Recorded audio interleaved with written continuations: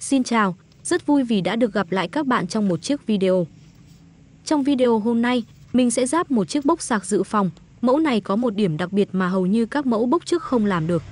Vẫn sử dụng chip sạc IP5356 thôi, nhưng đã được cải tiến ngon lành hơn rất nhiều. Vì trước đây cáp lighting tích hợp chưa bao giờ được dùng sạc nhanh, không biết có phải con ghẻ không nữa, chỉ toàn là Type-C sạc nhanh thôi. Nhưng mẫu này đã làm được điều mà các mẫu trước đây không làm được rồi. Cáp lighting tích hợp đã sử dụng sạc nhanh được rồi các bạn.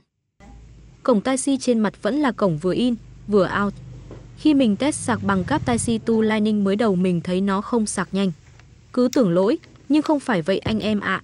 Mất khoảng 5 tới 10 giây nó mới nhận và chuyển qua sạc nhanh.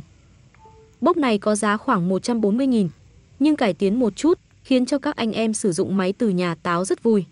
Và mình nghĩ rất đáng tiền. Cái ngon thứ hai đó là vẫn có một vỏ bọc nhôm khá đẹp và mịn. Có tích hợp thêm một sợi dây đeo khá chắc chắn. Khen đủ rồi thì tới lúc chê đây. Bốc này không hiểu sao thiết kế của nó rất rộng rãi, khiến cho việc lắp ráp của anh em cũng không cần phải quá chuẩn chỉ. Và chính vì điều này nó khiến cho tổng thể bốc khá to, khiến cho cảm giác cầm nắm to hơn hẳn các bốc 20.000 mAh tương đương.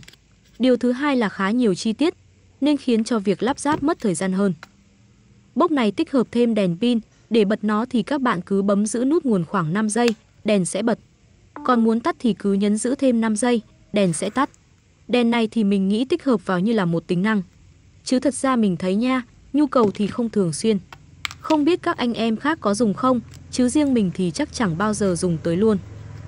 Trên đây là toàn bộ đánh giá chủ quan từ mình. Còn các bạn đánh giá như thế nào, cứ để lại ý kiến bên dưới cho mình tham khảo với nhé. Toàn bộ quá trình lắp ráp sẽ nằm phần sau ở video. Đừng quên like và đăng ký để mình có thêm nhiều động lực hơn nhé. Cảm ơn các bạn rất nhiều.